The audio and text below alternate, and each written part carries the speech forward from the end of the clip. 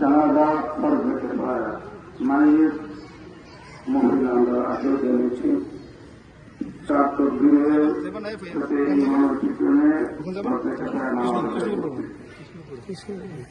নামাজ শুরু হচ্ছে কাতার পূজা করছে সামনে গান কাজ নাই, কোনো কাজ নাই, জানাজা সম্পর্কে কাজ নাই, কাজ ওইখানে কিছু লোক, ওখানে কোনো কাজ তো নাই।